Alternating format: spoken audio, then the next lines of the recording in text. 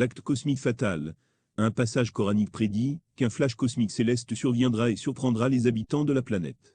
Sourate, le commencement de la fin du monde terrestre, versets 5, 6, 7 et 8. Au nom de Dieu, le tout miséricordieux, le très miséricordieux. Il t'interroge sur le jour qui donnera essor à la fin du monde, elle vous parviendra, lorsque l'éclair cosmique surprendrait le regard des yeux, et vous fera perdre la vision oculaire. Le satellite lunaire connaîtra une phase prolongée d'éclipse, puis basculera dans le champ de la gravitation de l'astre solaire. La plus extraordinaire des observations en ce fin du siècle est l'éclair cosmique. Les astrophysiciens décrivent cet éclair cosmique comme un flux de florilèges de rayons gamma qui peut survenir de manière inattendue d'un effondrement d'un astre massif de l'univers. Les observations menées par les astrophysiciens ont montré, et de manière rarissime, que ce phénomène est d'une exceptionnelle violence. Ce sont des tueuses cosmiques. Elles donnent lieu à des explosions spectaculaires. Elles sont 100 milliards de fois plus lumineuses que le Soleil.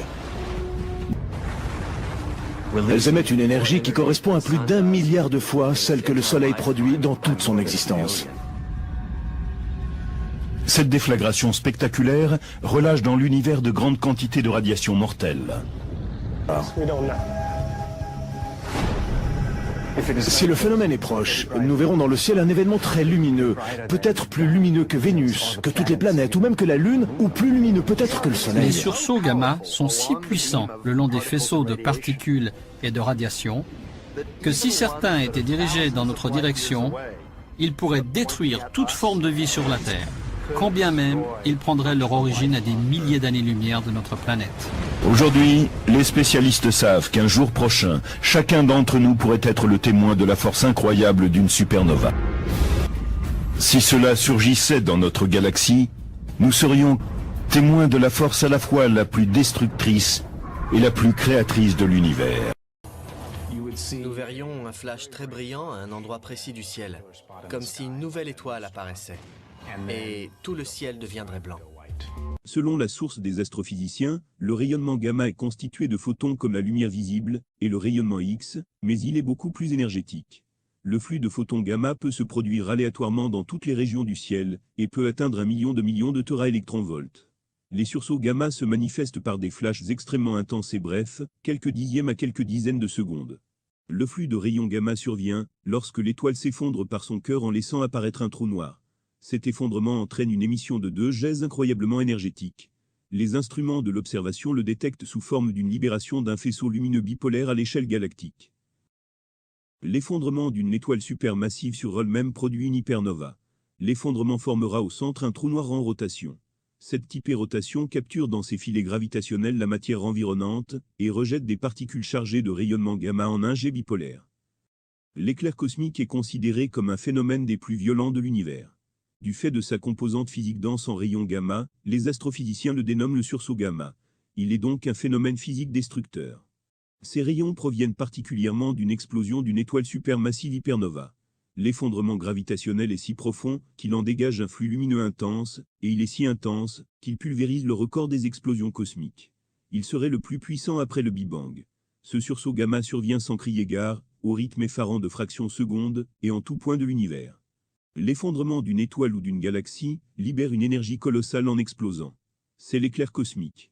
Il peut déstabiliser tout un environnement cosmique, combien même serait-il distant à des années-lumière. C'est une explosion thermonucléaire qui se fait précéder d'un flash cosmique. Son jet de lumière est si puissant qu'il pulvérisera tout objet céleste se trouvant sur son passage lumineux. Un sursaut gamma dégage la luminosité d'1 billion de milliards de soleils.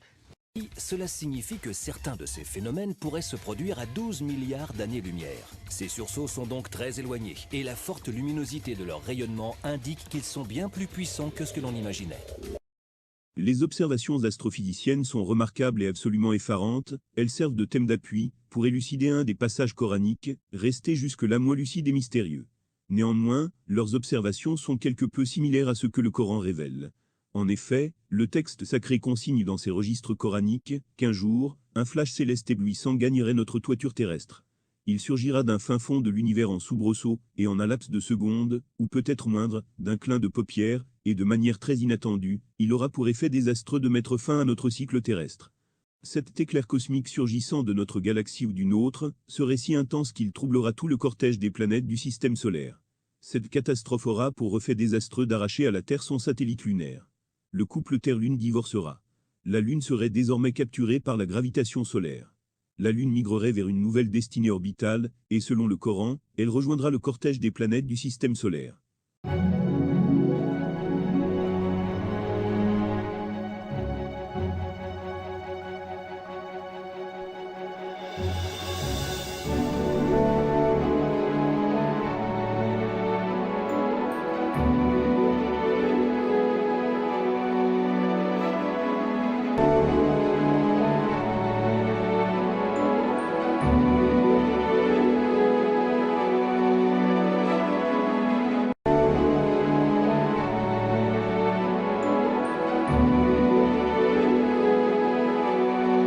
L'astre lunaire passera de la fonction d'orbite satellitaire à un planétoïde du système solaire. Il deviendrait une planète naine, comme ses consorts Eris, Pluton, Makmak, Oméa et Cérès qui gravitent autour du Soleil. Ce scénario présage un basculement de la rotation elliptique du couple Terre-Lune en autre Lune-Soleil. Cette nouvelle interaction aura pour effet de remettre la nouvelle planète naine dans l'étrier du balai des planètes du système solaire. La Lune deviendrait un objet transterrestre. Elle orbitera à quelques unités astronomiques autour du Soleil. Elle se retrouverait dans le meilleur scénario, dans une trajectoire distante entre Terre et la planète Mars, et dans le pire, aux extrêmes des unités astronomiques du système solaire. Le flux lumineux aura également des conséquences sur les autres planètes avoisinantes. Leurs lunes seront également perturbées, sinon affectées par l'éclair cosmique. La Terre, désormais sans la présence de la Lune, connaîtra une saga de déstabilisations astrophysiques et géophysiques, un processus qui, hélas, engendrera la fin du monde terrestre.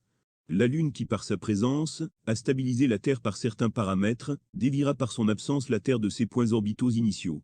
Le plan de l'orbite lunaire, qui est incliné de 23 degrés, disparaîtra. La Terre se dépolarisera par rapport au Soleil et retombera sur son axe équatorial. Cette réapposition sera hors norme pour les échelles séismiques, elle sera manifestement désastreuse pour la magnétosphère, la rotation de la Terre, la tectonique des plaques, le climat et pour les habitants de la Terre. La Lune, qui avait entre autres une fonction de contrepoids pour rythmer l'accélération et la décélération de la vitesse de la Terre, va par son absence déballer la Terre dans une rotation vertigineuse. L'accélération tournera la Terre, sur elle-même, comme une toupie. Un effet désastreux suivra et affectera le noyau, le manteau et l'écorce terrestre. Elle sera catastrophique pour l'ensemble des habitants de la Terre. La voilà, la Terre parvenir au terme de sa vie. Les laborantins astrophysiciens, qui par des mesures photométriques laser, surent que la Lune s'éloignerait de la Terre à raison de 3,5 cm par année, admettent en supposant leurs calculs justes, et qu'un jour, la Lune quitterait définitivement la Terre. La perte brutale du satellite lunaire, et avec lui l'inclinaison de 23 degrés, assénera la Terre d'un séisme hors norme. Cet apocalypse requerra de l'attention, et ouvrira une lecture des passages de textes coraniques, se rapportant aux risques majeurs, liés aux rayons cosmiques. Le tremblement du socle terrestre provoquera des éruptions volcaniques aux coulées de lave ininterrompues. La Terre se dévidera de tous ses métaux lourds. Les montagnes deviendront ardentes, spongieuses et se dégonfleront. Ces événements marqueront la fin du Quaternaire. Ce sera une extinction de masse.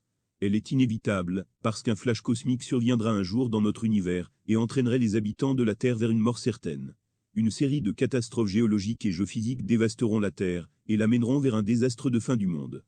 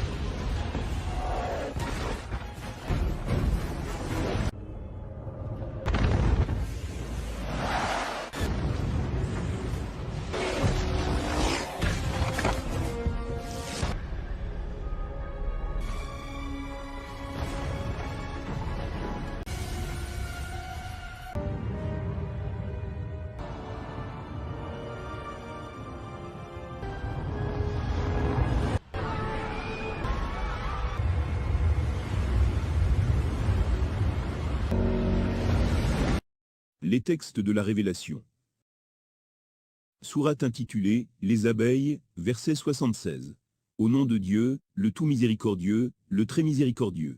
Dieu connaît les mystères des cieux et de la terre. L'heure viendra avec un signe perceptible et visible. Il sera bref et court, l'instant d'un battement de paupières, ou peut-être moindre. Sachez que l'omniscience divine recouvre toutes choses. Un éclair cosmique plus vif que le clignement des paupières des yeux. Le verset coranique évoque la brièveté du temps du flash cosmique. Il le compare au court instant d'un clignement d'œil. Les spécialistes en pathologie des tics des paupières disent que les membranes nictitantes dépendent de l'activité du cortex visuel. Les réflexes des membranes sont les plus rapides du corps humain. Le clignement des yeux est un réflexe involontaire se produisant en plusieurs dizaines de milliers de fois par jour. Certains l'estiment à 30 000 fois par jour.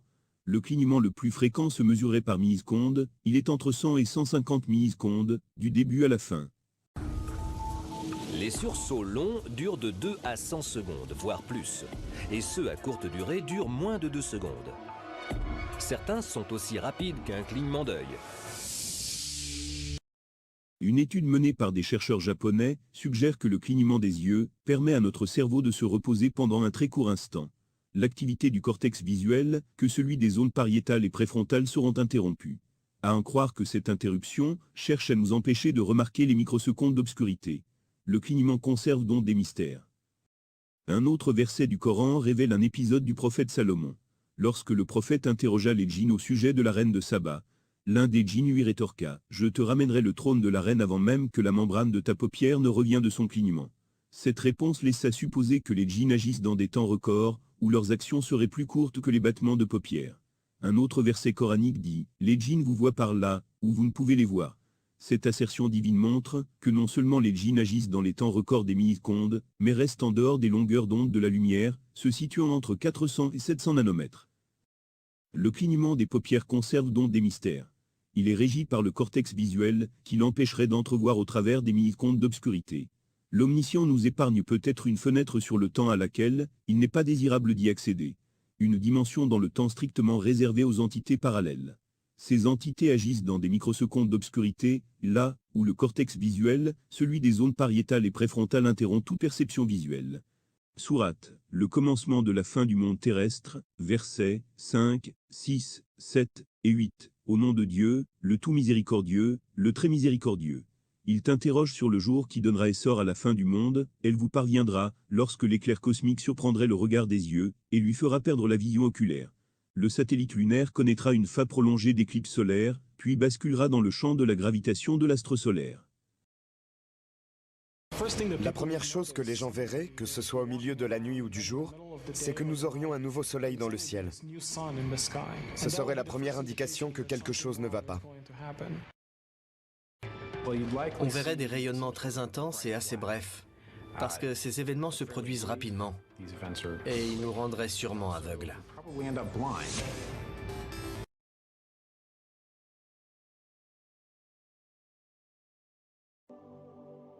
Que se passerait-il si soudain la Lune disparaissait? Si la Lune disparaissait dans une phase de pleine Lune ou de nouvelle Lune, elle serait alors alignée avec le flamand solaire. Une explosion de lumière surgissant de nulle part dans le ciel et c'est déjà la fin du monde. Les retombées du flux lumineux frapperont les voyants de ces cités.